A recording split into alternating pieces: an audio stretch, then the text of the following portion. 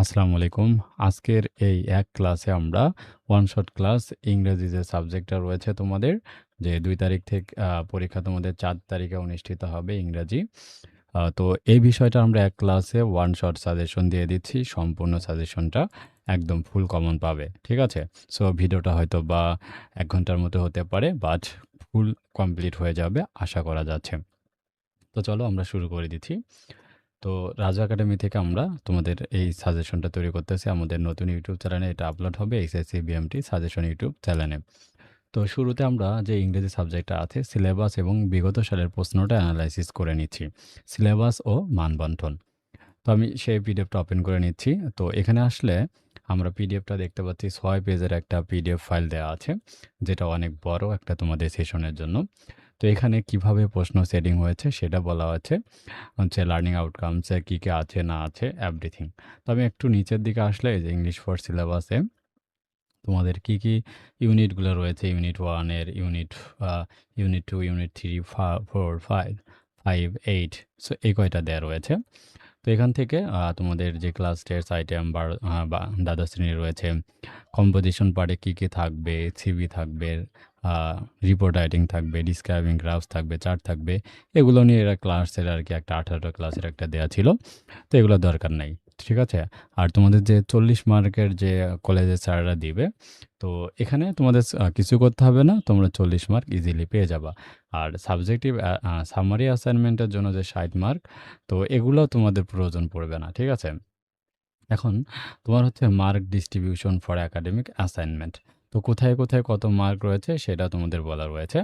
তোমাদের ফার্স্ট থাকবে multiple choice question ৬ টা থাকবে হাফ মার্ক করে ৩ মার্ক। এরপরে শর্ট কোয়েশ্চেন থাকবে। একটু আমরা প্রশ্নটা নমুনা কোয়েশ্চেনটা দেখে নিচ্ছি ২০২৪ সাল থেকে তোমাদের বোঝার সুবিধার জন্য। আচ্ছা এই যে দেখো, আচ্ছা দেখে আমরা সাজেশনটা শুরু করব। এখানে প্যাসেজ থাকবে ১, ২, ৩ নাম্বার সিন প্যাসেজ।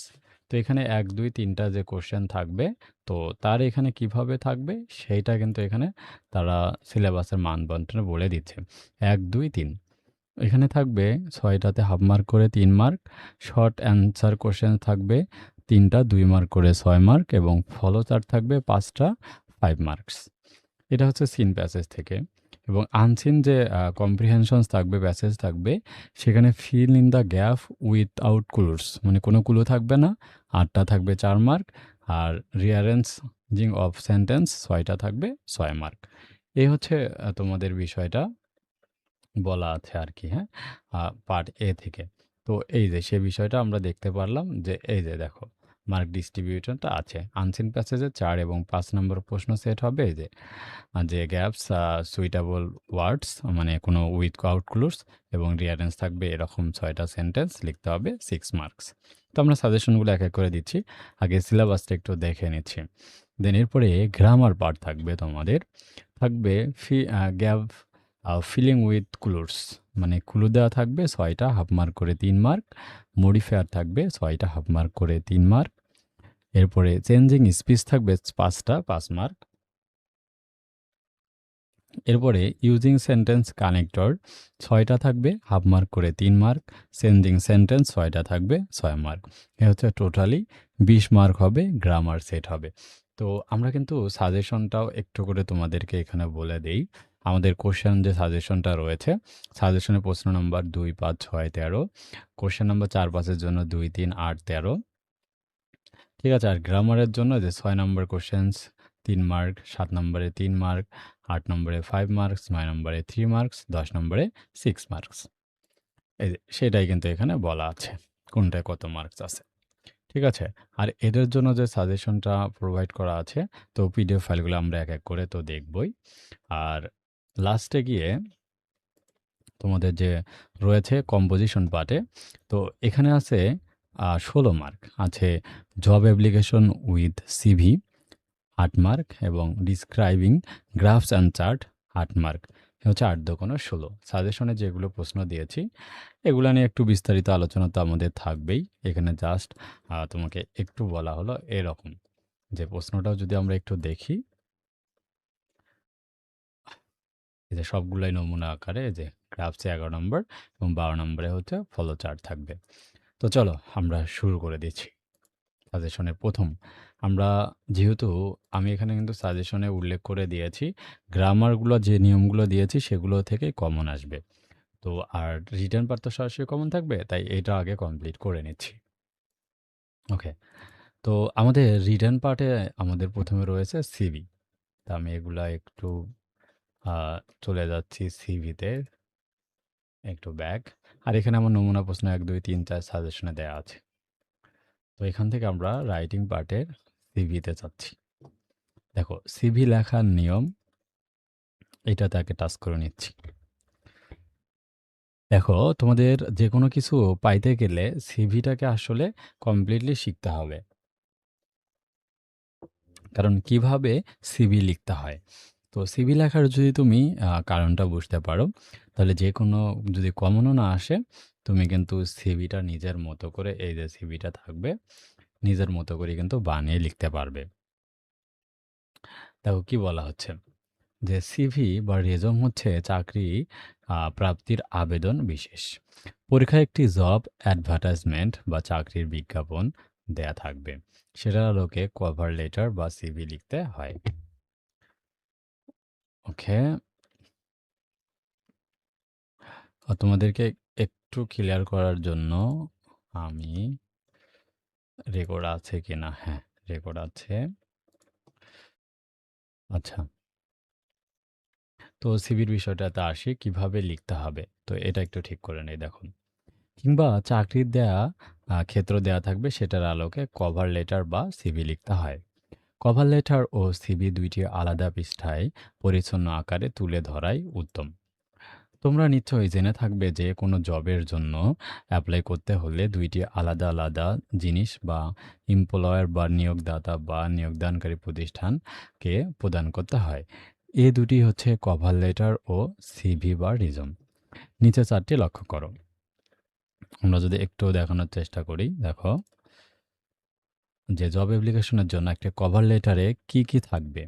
থাকবে একটা হচ্ছে মূল অ্যাপ্লিকেশন থাকবে, এটিতে এমপ্লয়ারকে অ্যাপ্লিকেশনকে জানায় সে তার প্রতিষ্ঠানের কাজ করতে আগ্রহী, কোথায় কাজ করতে আগ্রহী সেটা, এবং ইন্টারভিউয়ের জন্য এমপ্লয়ারকে অনুরোধ করা ইত্যাদি। এটা হচ্ছে কভার লেটারের কাজ।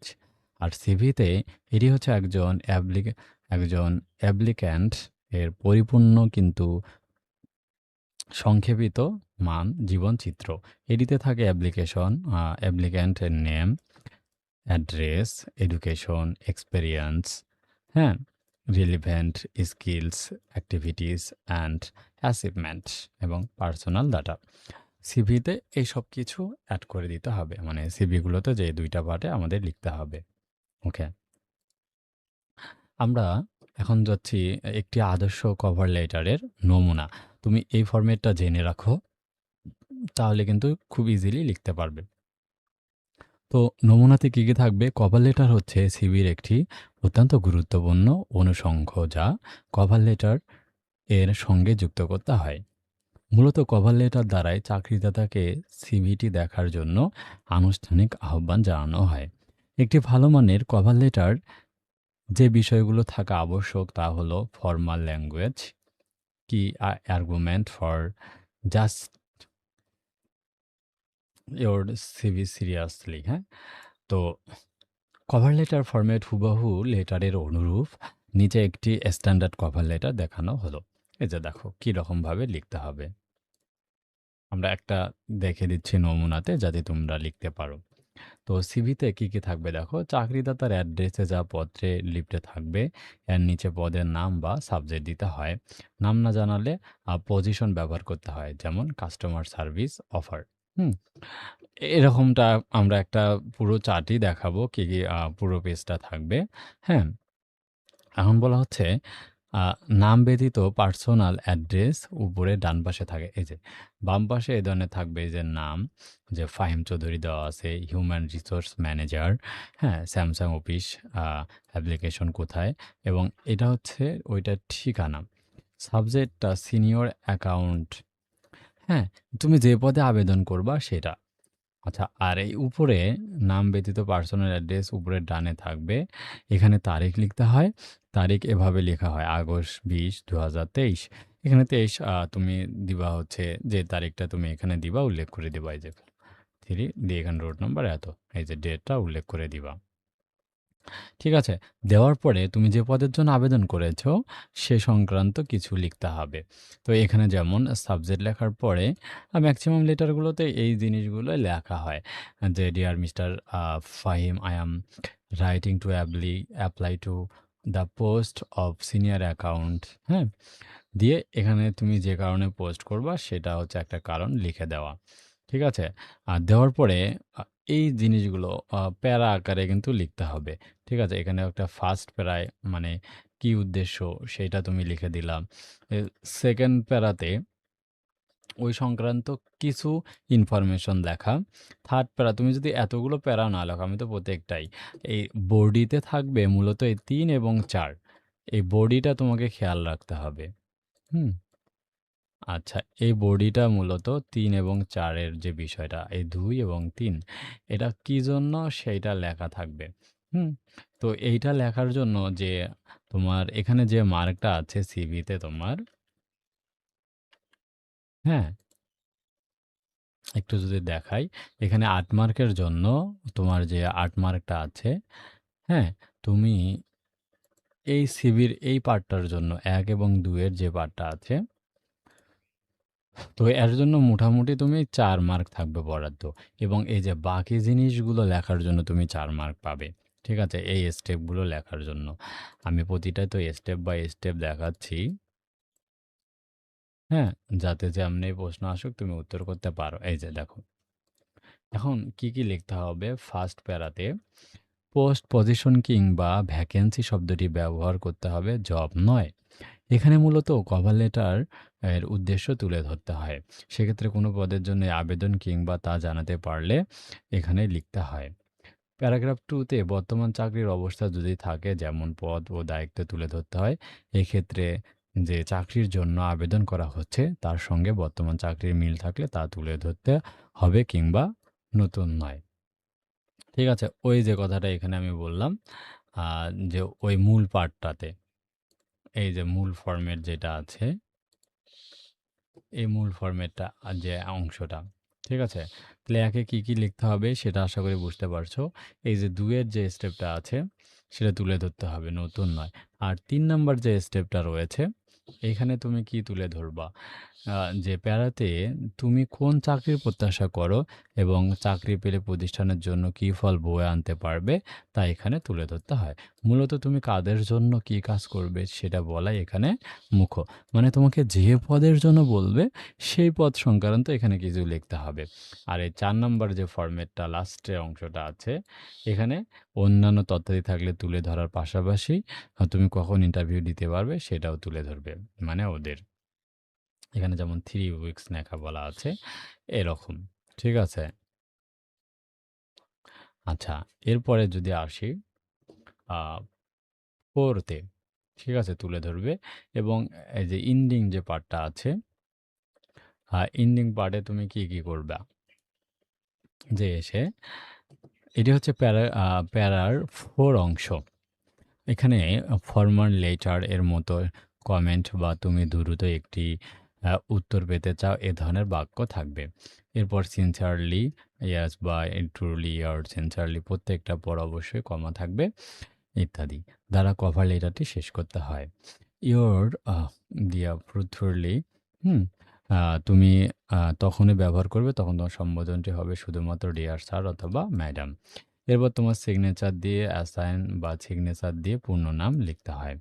সবশেষে ইন্ড সিভি লিখতে ভুলবে না। কেননা পরীক্ষায় উত্তরপত্রে তুমি বাধ্যতামূলক সিভি লিখতেছো।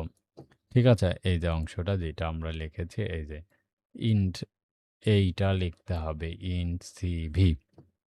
লিখে দিলে মূলত তোমার যেমনি প্রশ্ন আসুক আশা করতেছি তুমি উত্তর করতে পারবে। তো এই হচ্ছে আমরা এখানে কিছু লেটার সংক্রান্ত ইম্পর্ট্যান্ট কিছু দিক তুলে ধরেছি। তো সিভি লেখার আরও বেশ কিছু কৌশল এখানে সব লিখে দেয়া আছে। তো সাজেশনে সবকিছুই আমি দিয়ে দিব। ঠিক আছে? এই যে ফরম্যাটটা। দেখো এখানে আরও যে কিছু আছে আ এগুলো আর কি ফরম্যাট। আচ্ছা এখন আমরা কিছু রিয়াল টাইম আমরা যে সাজেশন দিয়েছি সেগুলা একটু দেখে নিচ্ছি। দেখো সিভির ১১ নম্বর প্রশ্নের জন্য আমরা যে সাজেশনটা উল্লেখ করেছি, চলো আমরা সেই সাজেশনটা এখন দেখে নিচ্ছি। যে প্রশ্ন ১ এটা হচ্ছে ২০২৫ সালের কোশ্চেন। ২৫ সালের কোশ্চেন এটা মূলত এসেছিল, আমরা যদি একটু দেখানোর চেষ্টা করি। এটা এবারের জন্য আসলে তোমাদের জন্য খুব একটা জরুরি না। আমরা তারপরে একটু দেখানোর চেষ্টা করি। এটা ২৫ সালের কোশ্চেন, তোমাদের জন্য পড়তে হবে না। গত বছরের এটা ছিল। গত বছরের জন্য ছিল আরকি, হ্যাঁ? আচ্ছা, দেখো তাহলে আমরা পরেরটা যাই। এখানে কিভাবে লিখতে হবে সুন্দর করে ফরম্যাটটা দেয়া আছে। তো এটা ২৪ এর কোশ্চেনটা আমরা দেখি। ২৪ এর কোশ্চেন হলো কম্পিউটার অপারেটরের জন্য আবেদন। তাহলে তোমাকে এখানে শুরুতে লিখতে হবে, একটা ডেট লিখতে হবে। কোন পোস্টের জন্য আবেদন করেছো? হচ্ছে ম্যানেজিং ডিরেক্টর, কোন কোম্পানি এবং তার ঠিকানাটা এখানে লিখতে হয়।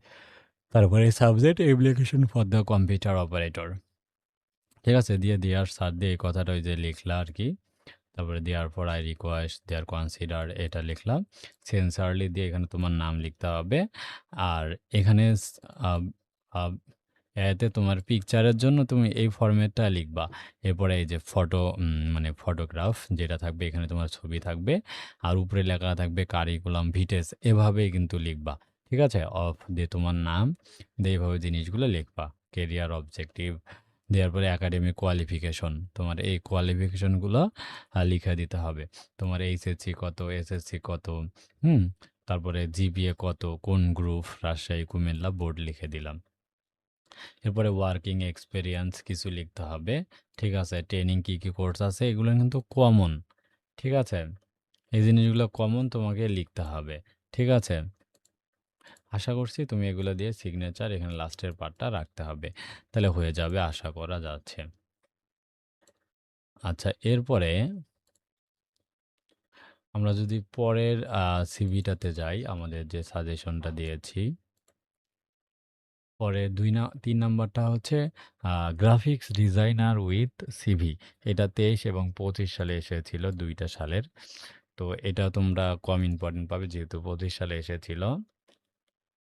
আচ্ছা এর পরেরটা আমি দিয়েছি মেকানিক্যাল ইঞ্জিনিয়ার ২০২৩ সালের কোশ্চেন। তো এটা খুব ভেরি, ভেরি ইম্পোর্টেন্ট। তুমি এই ফরম্যাটটাগুলো খেয়াল রাখবে যে এই জিনিসটা লিখবা সাবজেক্ট, ডিয়ার স্যার আর এখানে কিছু কথা লিখবা। দেন মানে ফরম্যাটগুলো কিছু লেখো আর না লেখো, তুমি যেন ফরম্যাটটা ঠিকঠাক রাখো। তাহলে কিন্তু তুমি এই সিভির বিষয়টা ক্লিয়ারলি করতে পারবে। কারিকুলাম ভিটেস দিয়ে আগে যেভাবে ফরম্যাটটা তুমি একটা লিখে নিবা। নেওয়ার পরে এই যে আমি ফরম্যাটটা দিয়েছি সবকিছু। ঠিক আছে? এগুলো দেখে তুমি বাকি ইনফরমেশনগুলো লিখে দিবা। এডুকেশনাল আ কোয়ালিফিকেশনগুলো লিখে দিবা। বিএসসি মেকানিক্যাল ইঞ্জিনিয়ার, এসএসসি কবে, কোনটা কত পাশের সাল এবং এক্সপেরিয়েন্স। এগুলো কমন জিনিস, প্রত্যেকটাতে সেম, সেম তুমি ব্যবহার করতে পারো। আশা করতেছি তুমি এগুলো এখন নিজের মতো করে লিখতে পারবা। সো আমি সাজেশনটা এখন তাহলে দেখিয়ে দিচ্ছি।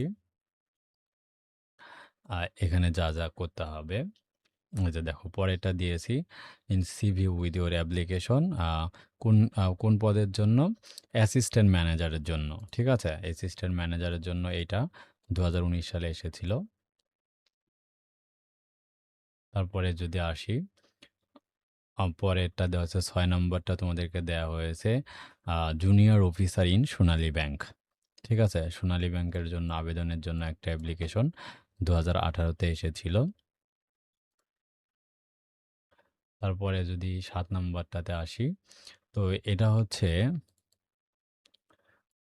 উম কি সম্পর্কে দেয়া আছে একটু যদি দেখি যে প্রজেক্ট ইঞ্জিনিয়ার, হ্যাঁ? যে অ্যাপয়েন্ট, সাবমিট একটা গ্রুপ দেয়া থাকবে, কভার লেটার বা লিখতে হবে। ঠিক আছে?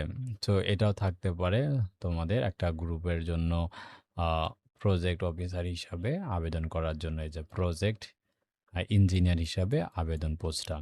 তো এটাও খুবই গুরুত্বপূর্ণ রয়েছে আমাদের সাজেশন থেকে। আশা করা যাচ্ছে এর মধ্যেই কমন চলে আসবে।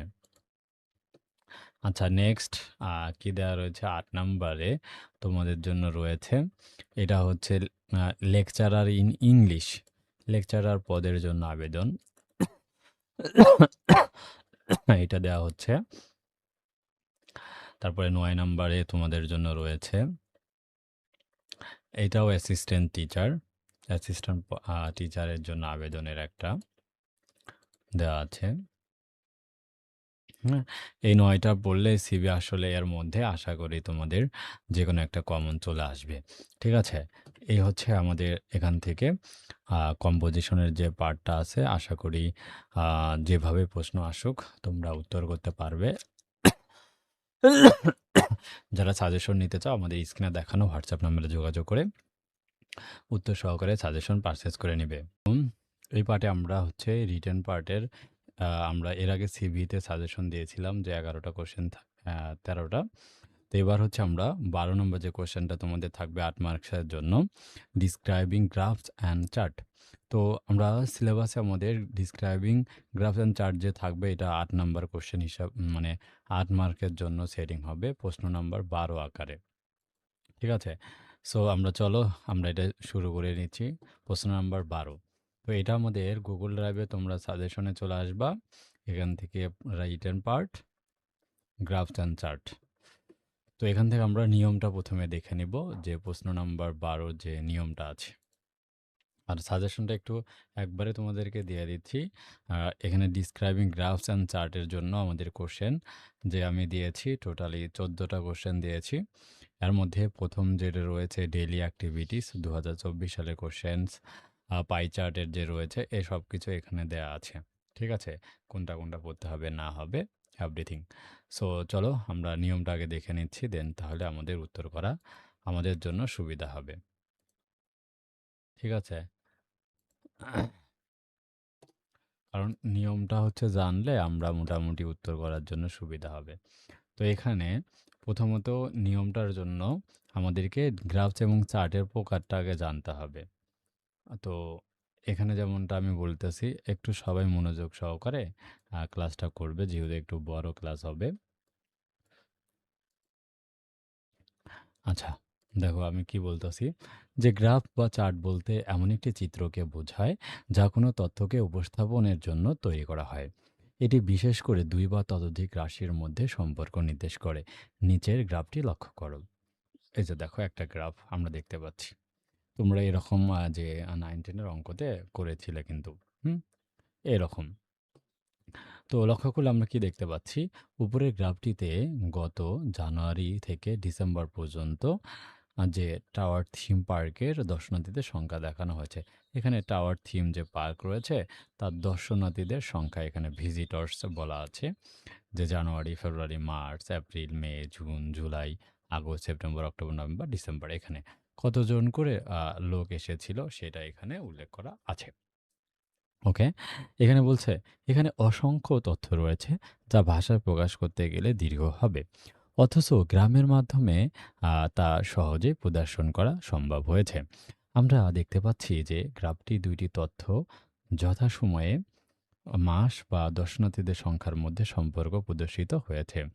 যদি প্রশ্ন করা হয় গত বছর কোন মাসে থিম পার্কের দর্শনার্থীর সংখ্যা সবচেয়ে কম ছিল বা কোন মাসে সবচেয়ে বেশি ছিল, গ্রাফ দেখে আমরা চট করে বলে দিতে পারি যে জুন মাসে দর্শনার্থীর সংখ্যা সবচেয়ে কম এবং সেপ্টেম্বর মাসে সবচেয়ে বেশি ছিল। এই যে গ্রাফ থেকে দেখা যায় সবচেয়ে কম এখানে জুন মাসে এবং সেপ্টেম্বর মাসে সবচেয়ে বেশি ছিল। আবার যদি প্রশ্ন করা হয় মে মাসে ওই পার্কের দর্শনের সংখ্যা কত ছিল, গ্রাফ দেখে আমরা সহজেই বলে দিতে পারি এই যে মে মাসে কত ছিল। হুম? আচ্ছা, আচ্ছা সহজেই বলে দিতে পারি যে কত ছিল এখানে। ৭০,০০০ ছিল। ওকে। আচ্ছা, গ্রাফ দেখে আরো বলা যায় যে কোন মাসে দর্শনের সংখ্যা ক্রমান্বয়ে বাড়তে থাকে এবং কোন মাস থেকে তা ক্রমান্বয়ে কমতে থাকে, বা কোন মাসে দর্শনের সংখ্যা খুব দ্রুত বেড়েছে। এটি সাধারণ গ্রাফে গ্রিড বা ছকের মাধ্যমে প্রদর্শন করা হয়। উপরের গ্রাফটি একটি আয়তাকার গ্রাফ। এক্ষেত্রে পরস্পর সম্পর্কযুক্ত ২ টি তথ্যক, এক্ষেত্রে মাস ও দর্শনের সংখ্যা পরস্পর সমকোণে অবস্থিত ২ টি সরলরেখা দ্বারা প্রকাশ করা হয়েছে। যেখানে মাসের নামকে আনুভূমিক বরাবর এবং দর্শনের সংখ্যাকে উল্লম্ব রেখা বরাবর প্রদর্শন করা হয়েছে। এইটা আরকি। আচ্ছা, আমরা একটু গ্রাফের টাইপগুলোতে চলে যাই যে কি গ্রাফগুলো আমাদের থাকে। আচ্ছা, গ্রাফ কিংবা চার্ট বাস্তব তথ্যের আলোকে হয়ে থাকে। গ্রাফ বা চার্টগুলো বিভিন্ন উৎস যেমন পত্র-পত্রিকা, ম্যাগাজিন, বইপত্র কিংবা ইন্টারনেট থেকে নেয়া হয়। এ ধরনের বর্ণনাগুলিতে সাধারণত বর্ণনা ভিত্তিক নয়, বরং ভাষা হবে এক ধরনের তুলনামূলক ধাঁচের। এক্ষেত্রে দ্য গ্রাফ বা চার্ট সো দ্যাট বা স্টেটাইজ, হ্যাঁ? এরকম থাকবে। আচ্ছা, গ্রাফের একটু প্রকারভেদটা দেখি। গ্রাফগুলো কি ধরনের প্রকারভেদটা একটু দেখে নেই, তাহলে বুঝতে সুবিধা হবে। টেবিল বা গ্রাফ এবং চার্ট ব্যবহৃত হয় তথ্য ও উপস্থাপনের জন্য। নিচে বিভিন্ন প্রকারের গ্রাফ বা চার্ট দেখানো হলো। বার গ্রাফস, এই যে এটা হচ্ছে বার গ্রাফস। এ ধরনের গ্রাফ তোমাদের থাকতে পারে। এটা হচ্ছে পাই চার্টের গ্রাফ। হুম, এটা পাই চার্টের গ্রাফ এমন হবে, অথবা লাইন গ্রাফ, এরকম লাইন যেটা ওখানে বলা ছিল আর কি, অথবা টেবিল গ্রাফ, এই যে পার্সেন্টেজ আকারে টেবিল গ্রাফ থাকতে পারে। তো তোমাদের এই পরীক্ষায় এই ৪ গ্রাফের মধ্যে bar graph, pie chart, line graph বা টেবিল গ্রাফ, এই ৪টার মধ্যে যেকোনো একটা তোমাদের পরীক্ষায় থাকবে, আশা করা যায় আর কি। লক্ষণীয় যে উপরোক্ত গ্রাফ বা চার্টকে ডেটা বা তথ্যের ভিত্তিতে বিভিন্নভাবে উপস্থাপন করা হয়ে থাকে। প্রয়োজন অনুসারে এসব পরিবর্তন পাঠকের দৃষ্টিভঙ্গিকে প্রভাবিত করার পাশাপাশি বিষয়কে আরও আকর্ষণীয় করে তোলে। এখন আমাদের এই গ্রাফ বা চার্ট বিশ্লেষণের কৌশলগুলো একটু আমরা দেখে নেই, যাতে আমরা নিজেদের মতো করে উত্তর করতে পারি। এখানে গ্রাফ বা চার্ট বর্ণনা করতে কী ধরনের ভাষা ব্যবহৃত হয় তা আলোচনা করব। সাধারণভাবে গ্রাফ বা চার্ট এখানে আমরা আমাদেরকে তথ্য বা উপাত্তের দ্রুত বুঝতে সাহায্য করে। গ্রাফ বা চার্ট বর্ণনা করার সময় নিম্নলিখিত বিষয়গুলো লক্ষ্য রাখতে হবে। ১. বিস্তারিত বর্ণনা দেয়া থেকে বিরত থাকতে হবে। কোনোটারই বিস্তারিত বর্ণনা দেয়া যাবে না। বর্ণনার মূল বৈশিষ্ট্য ও তথ্য উপাত্তের দিকে দৃষ্টি দিতে হবে। ধারণা বা অনুমান নির্ভর তথ্য সংযোজন করা যাবে না। এটা একটা যাবে না দিন। তারপরে তথ্য উপস্থাপনে যথাসম্ভব পরিষ্কারভাবে তুলে ধরতে হবে। 1 দ্য 3, 2 ইজ অ্যাজ মেনি ইত্যাদি। কলাম, রো, গ্রাফস কিংবা চার্ট। এই তথ্য উপস্থাপনকে যথাসম্ভব তুলনামূলক বিশ্লেষণ আকারে তুলে ধরতে হবে। সবশেষে সাধারণ নিয়ম অনুযায়ী সম্ভব হলে সামগ্রিক বিষয়ের উপর মন্তব্য দিয়ে সমাপ্তি টানতে হবে। গ্রাফ বা চার্ট সাধারণত ৩টি বিষয় বর্ণনা করতে হয়। একটা হলো ইন্ট্রোডাকশন, একটা ডিসক্রিপশন, আরেকটি হচ্ছে কনক্লুশন মানে উপসংহার। তো এই ৩টা পার্ট আমরা আগে দেখে নিচ্ছি। কারণ এগুলো ক্লিয়ার না করলে আমরা তো বুঝবো না, হ্যাঁ? আচ্ছা, ১ম আমরা ইন্ট্রোডাকশন পার্টটা দেখে নিচ্ছি। এটি মূলত গ্রাফ বা চার্টের উপর একটি জেনারেল স্টেটমেন্ট। বাক্যটি এমনভাবে লিখতে হবে যে এই বাক্যের মাধ্যমে গ্রাফ বা চার্ট ওভারঅল কী বিষয়ের উপর অঙ্কিত হয়েছে তা পরিষ্কার বোঝা যায়। অবশ্য এমন কোনো বাক্য প্রদত্ত প্রশ্নের মধ্যেই থাকে, তবে প্রশ্ন থেকে বাক্যটি আলাদা করা যাবে না। বাক্যটি একটু পরিবর্তন করে নিজের ভাষায় লিখতে হবে, কোয়াইট করা যাবে না আর কি, হ্যাঁ? মূল বাক্যটা যা আছে সেটাকে আমরা বর্ণনা করব, যেমন দ্য গ্রাফ বা চার্ট বা show describe, highlights, provides, events, হ্যাঁ? দিয়ে গ্রাফটি কি বর্ণনা করতে হবে বা কি বিষয়ের উপর আলোকপাত করা হয়েছে, কিংবা গ্রাফটিতে কোন বিষয়ের মধ্যে তুলনা হচ্ছে অথবা কিসের সাথে তুলনা হচ্ছে সে সম্পর্কিত ওয়ার্ড বা কিছু ক্লু লিখতে হবে। এরপরে হচ্ছে ইন্ট্রোডাক্টরি সেন্টেন্সের কিছু উদাহরণ, যেমন the graph provide the information about how to internet users age 16 prefer to access the internet at home and in other places. এই জন্য এই যে সেটিতে বর্ণিত হয়েছে। ঠিক আছে? এটা হচ্ছে একটা মানে ইন্ট্রোডাকশন পার্টে কি সম্পর্কে সেটা আমাদেরকে নরমালি বর্ণনা করতে হবে। ঠিক আছে? আচ্ছা, তারপরে ডিসক্রাইবিং পার্ট, বর্ণনা করার পার্টটাতে এই অংশে গ্রাফটিতে যে তথ্য আছে তা থেকে গুরুত্বপূর্ণ বিষয়গুলো ধারাবাহিক এবং যৌক্তিকভাবে বর্ণনা করতে হবে। এক্ষেত্রে গ্রাফ বা চার্টটিতে যে বিষয়গুলো উপস্থাপিত হয়েছে বা গ্রাফ বা চার্টটিতে যা যা আছে সেগুলো সহজ ভাষায় বর্ণনা করতে হবে। এই অংশে অনেকটা কোনো ফুটবল বা ক্রিকেট খেলার ধারা বর্ণনার মতো। এই অংশটি শুরুটা নিম্নরূপ হতে পারে। যেমন উই ফাইন্ড অথবা ইট শো হাইলাইটস ডিসক্রাইবস কম্প্রিহেয়ার্স কম্পেয়ার দ্যাট আর দেয়ার এই ধরনের সেন্টেন্স দ্বারা শুরু করা যেতে পারে। মানে যে বিষয়টা চাওয়া হয়েছে তাকে ধারাবাহিকভাবে বর্ণনা করতে হবে। দেন এরপরে লাস্ট যে কনক্লুশন পার্ট আছে সেখানে এই অংশে মূলত ২টি বাক্যের মধ্যে বর্ণিত হয়। এখানে গ্রাফ বা চার্ট বর্ণনাকারীর ব্যক্তিগত মতামতটা প্রতিফলিত হয়। এই অংশের শুরুতে সাধারণত so it in clear that বা দেয়ার ফর, হ্যাঁ, এই ধরনের সেন্টেন্সগুলো হচ্ছে প্রভৃতি লেখা হয়ে থাকে।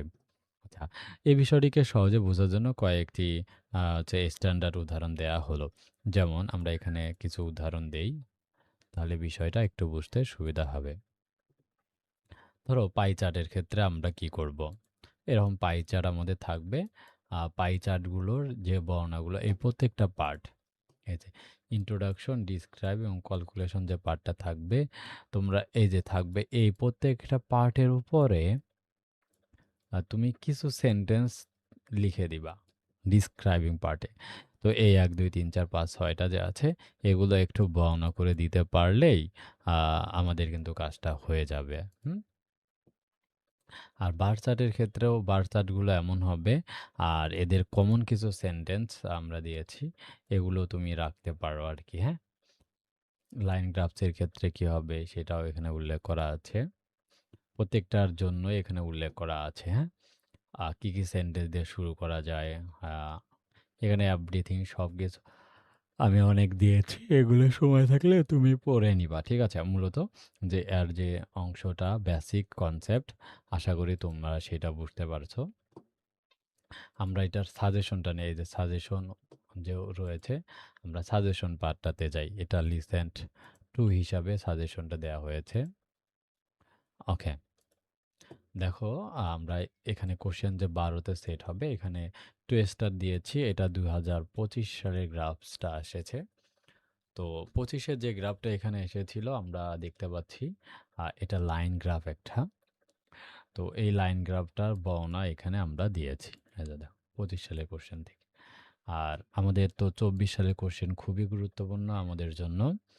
তো এখান থেকে আমাদেরকে এইটা পড়তে হবে পাই চার্টটা, যে পাই চার্টটা এসেছিল অ্যাক্টিভিটিস অলওয়েজ চার্ট যে মেইন, হ্যাঁ?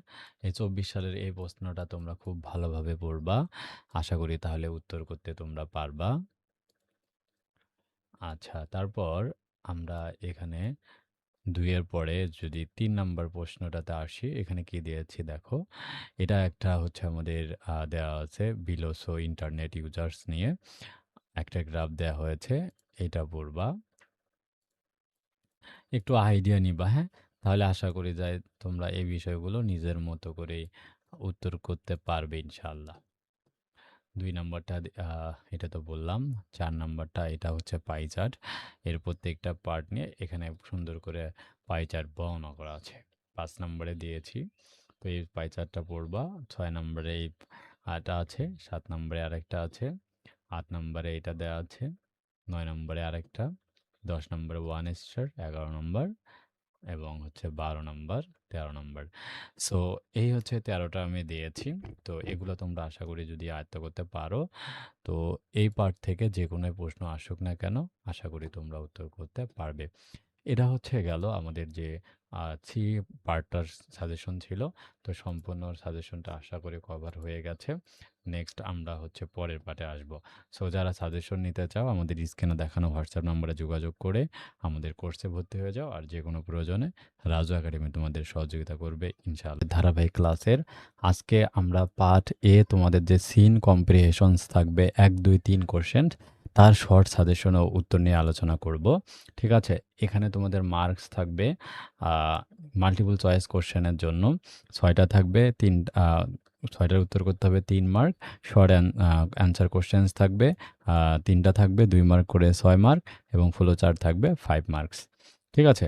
এটা হচ্ছে পার্ট সিন্স কম্প্রিহেনশনস থেকে 14 মার্ক। ঠিক আছে? তো আমরা সাজেশন নিয়ে নিচ্ছি। আমাদের সাজেশনটা তোমরা পাবা হচ্ছে Google ড্রাইভে। এই তো দেখো। আসলে আমরা একটু ব্যাগে যদি আসি তোমাদের সুবিধার জন্য। এই তো দেখো শর্ট সাজেশন এখানে পার্ট এ সিন এবং আনসিন। প্রশ্ন ১, ২, ৩ আসলে এখানে কোশ্চেন এবং উত্তর দেয়া আছে। তো আমি কোশ্চেনটা নিয়ে নিচ্ছি। এটা হচ্ছে উত্তরের অংশটা। আর এই পাশের ২ টাই একসাথে যেহেতু বোঝাবো এবং এটা হচ্ছে আমাদের সেই কাঙ্ক্ষিত কোশ্চেন। ঠিক আছে? কম্প্রিহেনশনের মডেল কোশ্চেনস গুলো আমি খুবই গুরুত্বপূর্ণ কোশ্চেনস গুলো এড করেছি। দেখে নিচ্ছি। তাহলে পার্ট এতে ১ম যে আমাদের কোশ্চেনসটা থাকবে আমরা একটা নমুনা কোশ্চেন থেকে যদি দেখানোর চেষ্টা করি, তাহলে choose the best answer from the alternatives of the followings. ঠিক আছে? তো চলো। এরকম তোমাদেরকে কি করবে? একটা প্যাসেজ দেয়া থাকবে। এরকম আমরা মডেল কোশ্চেনস থেকেই নেই বোঝানোর জন্য তোমাদের সুবিধা হবে। ওকে। আচ্ছা দেখো এটা ২৫ সালের কোশ্চেনটা। তো ২৫ সালের কোশ্চেনটা এবার তোমাদের তো আসার সম্ভাবনা একটু কম রয়েছে। ঠিক আছে? আচ্ছা আমরা ২৫ সালটা বাদ দিয়ে আমরা পরের ২৪ সালের প্রশ্নটা দেখেও স্টার্ট করতে পারি। পার্ট এর জন্য আমরা ২ নম্বর কোশ্চেনটা নিচ্ছি যে সিন্স এবং আনসিন্স কম্প্রিহেনশনস যে ২৪ মার্ক রয়েছে তার মধ্যে ১, ২, ৩ হচ্ছে ১৪ mark. Read the passage and then answer this questions ১, ২, ৩ okay? Okay. তো এরকম পুরো প্যাসেজটা তুমি আগে ২-৩ বার কি করবা? তুমি নিজের থেকে রিডিং পড়ে নিবা। ঠিক আছে? অন্তপক্ষে ২ থেকে ৩ বার ফুলটা তুমি পড়বা। কারণ তুমি যখন এই আ মডেলটা ২-৩ বার ১ম এ রিডিং পড়বা। যা আছে। নিয়মটা হচ্ছে যা আছে তুমি শুরুতে কোশ্চেন পাওয়ার পর এটাকে ৩-৪ বার রিডিং আগে পড়বা। ঠিক আছে? ৩-৪ বার যখন তুমি রিডিং পড়বা, তখন রিডিং পড়লেই তোমার এটার মধ্যে কি কোয়েশ্চেন হতে পারে, তুমি তার একটা কিন্তু আইডিয়া পাবা। ঠিক আছে? সো আইডিয়া পাবা, তখন সেই আইডিয়ার উপরে বেসিস করে তুমি কিন্তু উত্তরগুলো করতে পারবে। ঠিক আছে? তো আমি তো আমার সাজেশনে তো আমি বাংলা অনুবাদ সহই দিয়ে দিয়েছি। ঠিক আছে? যদি একটু তাকাই, এই যে দেখো। তুমি এই উদ্দীপকটা ধরো ৩ বার তুমি পড়লা। পড়ার পরে যখন তোমার এখানে কিছু কোয়েশ্চেন দিবে যেমন choose the best answer already ৪ টা থাকবে আর ৪ টার মধ্যে সঠিক উত্তরটা খুঁজে বের করতে হবে। ঠিক আছে? এরকম ধরো ১ নাম্বার প্রশ্নের জন্য। এখানে what kind of the question দিয়ে যেটা থাকবে তুমি পড়ে এখান থেকে বেস্ট অ্যান্সার ৬ টা থাকবে, হ্যাঁ? ৬ টা এরকম তোমাকে অ্যান্সার করতে হবে A, B, C, D, E, F ঠিক আছে? এই ৬ টার অ্যান্সারের মধ্যে কত মার্ক পাবা? ৫ মার্কস পাবা। তো আমি সাজেশন থেকে যে প্রশ্নগুলো দিয়েছি একটু যদি তোমাদেরকে দেখাই। যেহেতু এখান থেকে শর্ট সাজেশনটা আমার যে শর্ট সাজেশন রয়েছে এখানে প্রশ্ন নম্বর ২, ৫, ৬ এবং ১৩ এই ৪ টা একটু ভালো করে পড়বা। আর এগুলো সাধারণত সরাসরি কিন্তু কমন আসবে না। আমি যেভাবে ফরম্যাটটা দিচ্ছি তুমি ওই ফরম্যাটে কমন পাবা। কারণ এই সিন্স প্যাসেজগুলো সরাসরি কমন হয় না। এখানে যেমন ৩ নাম্বারটা দেয়া আছে এই যে দেখো। ঠিক আছে? তো আশা করছি তোমরা এখান থেকে যে ১, ২, ৩ এর যে উত্তরগুলো রয়েছে তো আমাদের এই পিডিএফ থেকে তুমি ইজিলি করতে পারবে আশা করা যায়। সো ১ নম্বর কোশ্চেনটা তো বুঝলা নাকি? যে চুজ দ্য বেস্ট অ্যান্সার। তারপরে ২ নাম্বারটা থাকবে answer the questions following below. মানে অ্যানসারিং কোশ্চেনস, অ্যান্সার লিখতে হবে। সঠিক উত্তরটা বাছাই করার পর এবার উত্তর করতে হবে। যেমন প্রশ্ন যদি আমরা দেখাই, এখানে আরো কিছু দেয়া ছিল। এই যে দেখো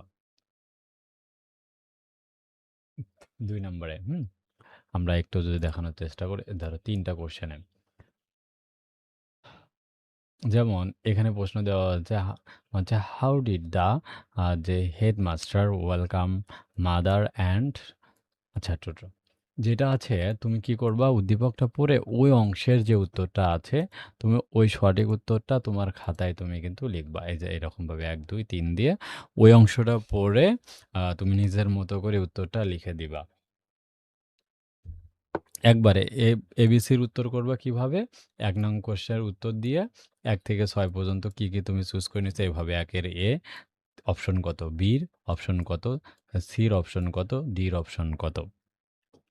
ঠিক আছে, ২ নম্বরে ২ এর এ, বি, সি দিয়ে এভাবে উত্তর লিখবা। তারপরে পরের যে কোশ্চেনটা থাকবে গ্রাফস এবং চার্টের ক্ষেত্রে, এখানে থাকবে যে ফ্লো চার্ট থাকবে 5 মার্কসের জন্য। তো তোমাকে এরকম ফ্লো চার্ট থাকবে, তাকে কিভাবে লিখতে হবে দেখো। এই ফ্লো চার্টগুলোকে একটা তোমার দেয়া থাকবে, ঠিক আছে? আর বাকি ১, ২, ৩, ৪, ৫ আর ৫টা তোমাকে এখানে শব্দ লিখতে হবে। তো এটা কিন্তু অনেকটা সহজ। তুমি কি করবা? উদ্দীপক থেকে ৫টা পার্ট তুমি তুলে দিবা। এখানে যেমন যেটা চাবে, ধরো এখানে ফ্লোচার্ট যেমন আমরা একটা কোশ্চেন থেকে যাই, ধরো ১ নম্বর প্রশ্নটাই। হ্যাঁ? ১ নম্বর প্রশ্নের ৩ এর ক্ষেত্রে। কোথায় গেল? আচ্ছা, ধরো এটা হচ্ছিল ১ এর এই যে ২ নাম্বার, ৩ নাম্বারটা এখানে যেমন lives on the streets alone, হ্যাঁ? ২, ৩, ৪, ৫, ৬ তুমি উদ্দীপক থেকে এমন কিছু ওয়ার্ড খুঁজে বের করবা। ঠিক আছে? খুঁজে বের করে তুমি সে ওয়ার্ডগুলো এখানে বক্স আকারে লিখতে হবে। ঠিক আছে? ১ নাম্বার বক্স, এরপরে ২ নাম্বার, ৩ নাম্বার, ৪, ৫, ৬ এভাবে তুমি ৬ টা চার্ট লিখে দিবা, তাহলে তোমার এটা হয়ে যাবে। ঠিক আছে? তো প্র্যাকটিস করার জন্য আমি এখানে আরও তোমাদের বেশ কিছু মডেল কোয়েশ্চেন দেয়া আছে। অনেকগুলো মডেল কোয়েশ্চেনস আছে। মোটামুটি আমার এখানে মডেল আছে ১৫টা মডেল দেয়া আছে। সো এগুলো প্র্যাকটিস করার জন্য দেয়া হয়েছে। তুমি জাস্ট প্রশ্নের ধরনটাও যদি বুঝে থাকো, আশা করি তুমি পরীক্ষায় যেমনে আসুক কিছু না কিছু বানিয়ে লিখে দিবা। ঠিক আছে? কমপ্লিটলি হবে না। তারপরেও তুমি চেষ্টা করবা নিজের মতো করে বানিয়ে লেখার জন্য। তো আশা করি বুঝতে পেরেছো। যারা শর্ট সাজেশন নিতে চাও আমাদের স্ক্রিনে দেখানো হোয়াটসঅ্যাপ নম্বরে যোগাযোগ করে আমাদের কাছ থেকে এগুলোর প্রত্যেকটাই উত্তরসহ সাজেশন রেডি আছে। তোমরা নিয়ে স্টাডি করবা। তো নেক্সট ভিডিওতে আমরা প্রশ্ন নাম্বার ৪-৫ নিয়ে বিস্তারিত আলোচনা থাকবে। পার্টে আমরা আনসিন কম্প্রিহেনশনের যে প্রশ্ন রয়েছে ৪ এবং ৫, তো এই ২টা প্রশ্নের ১০ মার্কের নিয়ে আলোচনা করব। তো আমাদের ৪ নাম্বার যে প্রশ্নটা থাকবে সেটা হচ্ছে উইদাউট ক্লু, আর ৫ নাম্বারটা থাকবে রিয়ারেন্স। তো আমরা যদি ২৪ সালের প্রশ্ন দেখার চেষ্টা করি, দেখো আনসিন কম্প্রিহেনশনে একটা এরকম প্যাসেজ দেয়া থাকবে। তো সেখান থেকে ৪ এবং ৫ নাম্বার। সো এজন্য আমি তোমাদেরকে আবারও স্মরণ করে দিচ্ছি উদ্দীপকটা খুব ভালোভাবে, এটার জন্য তো কোনো উদ্দীপক থাকবে না। ঠিক আছে? এই যে উদ্দীপক যেটা আছে, read the following passage and the answer the following questions. So এজন্য উদ্দীপকটা তোমরা ৩-৪ বার রিডিং পড়বা। ভালো করে পড়লেই তোমরা ওখান থেকে একটা আইডিয়া হবে। সে আইডিয়ার উপর বেসিস করে ৪ এবং ৫ নাম্বার প্রশ্নের উত্তর করবে। তো ৪ নাম্বার প্রশ্নের জন্য আমরা বেশ কিছু সাজেশন দিয়েছি। তো সাজেশনের প্রশ্ন নাম্বার যদি তোমরা দেখতে চাও, তো সেক্ষেত্রে দেখো ২, ৩, ৮, ১৩ এই ৪টা। এগুলো সরাসরি তেমন কমন থাকে না। তবে তোমাদের যে আইডিয়াটা দিচ্ছি, এই আইডিয়াটার উপরে বেসিস করলে তোমরা ইজিলি যেকোনো প্রশ্নের উত্তর করতে পারবে।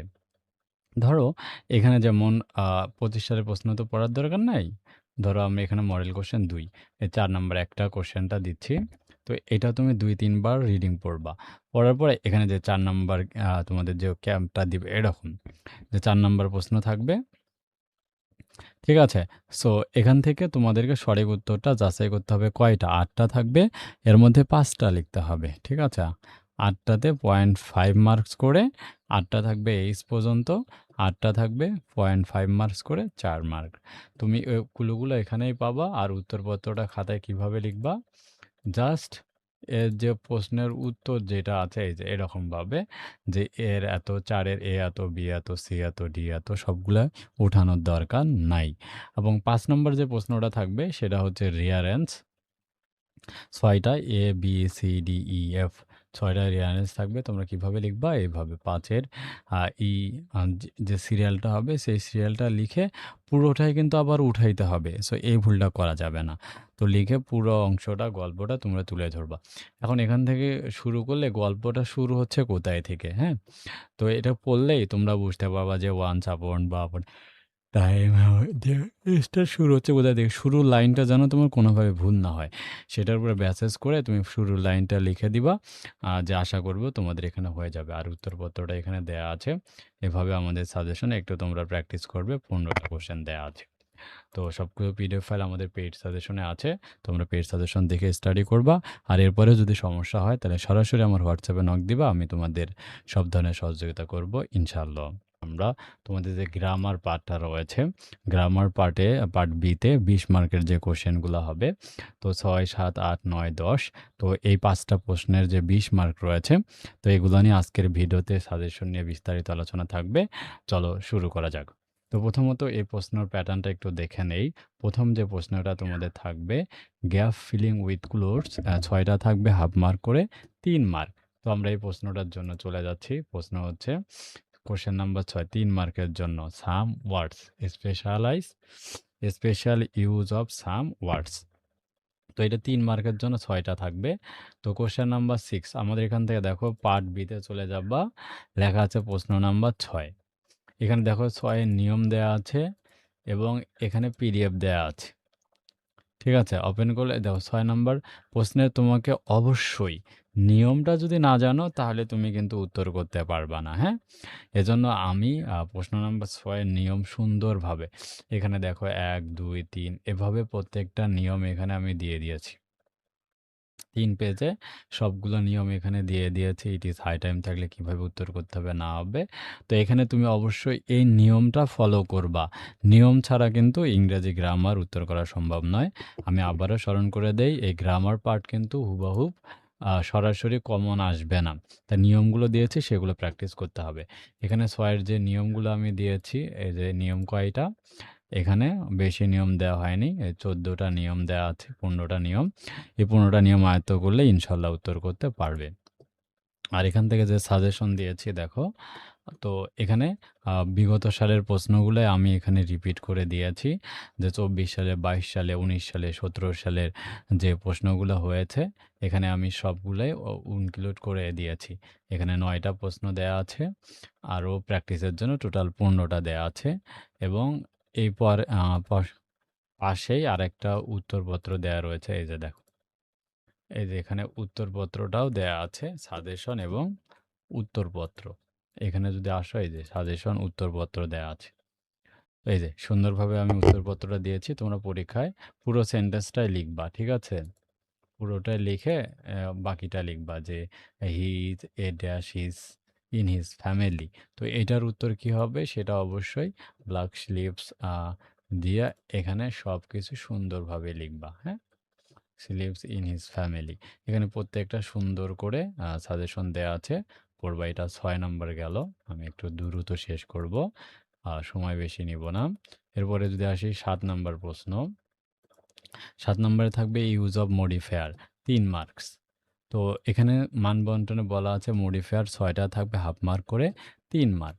তো এখান থেকে 7 নাম্বার প্রশ্নে আমরা যাব। এই যে দেখো প্রশ্ন নাম্বার 7। এখানে নিয়ম, তারপরে দেওয়া আছে সাজেশন, পরের পিডিএফটা দেওয়া আছে উত্তরপত্র। এই দেখো নিয়মটা আমি সুন্দর করে মডিফায়ারের যে নিয়মগুলো আছে দেখো এত সুন্দর করে দিয়েছি। কাইন্ড অফ মডিফায়ার ডিফারেন্স, হ্যাঁ? এই 7 পেজে সব কিছু আমি দিয়ে দিয়েছি, ঠিক আছে? একদম সুন্দর করে দিয়ে দিয়েছি। এইটা মডিফায়ার নিয়মগুলো তোমরা অ্যাট ফার্স্ট পড়বা। দেন তারপর এখানে যে সাজেশনটা দেয়া আছে, তো এখানে সাজেশন দেয়া আছে উত্তরপত্র এ টু জেড। আমি দেখো সব দিয়েছি বিগত সালের প্রশ্ন যেগুলো এসেছিল 24 সালে, হ্যাঁ? বিগত সবগুলো এখানে দেয়া আছে। তোমরা সুন্দর করে এটা স্টাডি করবা, ঠিক আছে? তাহলে হয়ে যাবে। এরপরে প্রশ্ন নাম্বার হচ্ছে 8। তো এখানেও সেমভাবে নিয়ম, সাজেশন উত্তরপত্র আছে। প্রশ্ন নম্বর 8-এ কি থাকবে? 8-এ থাকবে চেঞ্জিং দ্য স্পিচ, অর্থাৎ ন্যারেশন। ন্যারেশন হচ্ছে তোমাদের 5 মার্কসের জন্য। তো ন্যারেশন 5টা, এখানে 5 মার্ক থাকবে। তো সেগুলো এখানে লিখবা। এখানে প্রশ্ন নম্বর 8 হিসেবে সব দেয়া আছে। তারপরে প্রশ্ন নাম্বার 9। দেখো প্রশ্ন নম্বর 9 নিয়ম, সাজেশন এবং সাজেশন উত্তরপত্র দেয়া আছে। আর এখানে 9-এ থাকবে কি? Using sentence connectors. কানেক্টরসে 6টা লিখতে হবে হাফ মার্ক করে, 3 মার্ক, ঠিক আছে? একইভাবে চেঞ্জিং সেন্টেন্স আছে, পরের কোশ্চেনটা লাস্ট। চেঞ্জিং সেন্টেন্স হচ্ছে 6 মার্কস। কয়টা থাকবে? এখানে চেঞ্জিং 6টা সেন্টেন্স থাকবে, 6টায় লিখতে হবে, 6 মার্ক। হ্যাঁ? এই যে দেখো এখানে সুন্দরভাবে আমি দিয়েছি। চেঞ্জিং সেন্টেন্স এর নিয়ম ২ টা নিয়ম দেয়া আছে। ঠিক আছে? ৩ টা নিয়ম, সাজেশন, সাজেশন উত্তর। তো সবকিছু আমি একদম A to Z তোমাদের সেকেন্ডারি শিক্ষার্থীদের জন্য ব্যাখ্যা করে দিয়েছি। এরপরে যদি কোথাও বুঝতে সমস্যা হয় অবশ্যই কমেন্ট করবা। আর কেমন হয়েছে পরীক্ষা, নেক্সট টাইম কি টপিকে ভিডিও চাও কমেন্ট করবা। আর আমাদের হোয়াটসঅ্যাপ গ্রুপে জয়েন করে না থাকলে কমেন্টে লিঙ্ক দেওয়া থাকবে, সেখান থেকে হোয়াটসঅ্যাপ গ্রুপে জয়েন করবে। আর যেকোনো প্রয়োজনে রাজু একাডেমি তোমাদের সহযোগিতা করবে ইনশাল্লাহ। আর নেক্সট পরীক্ষার সাজেশনের জন্য অবশ্যই আমাদের ইউটিউব চ্যানেলকে সাবস্ক্রাইব করে রাখো, হোয়াটসঅ্যাপে যোগাযোগ করো। তোমাদের সবার জন্য দোয়া ও শুভকামনা রইল।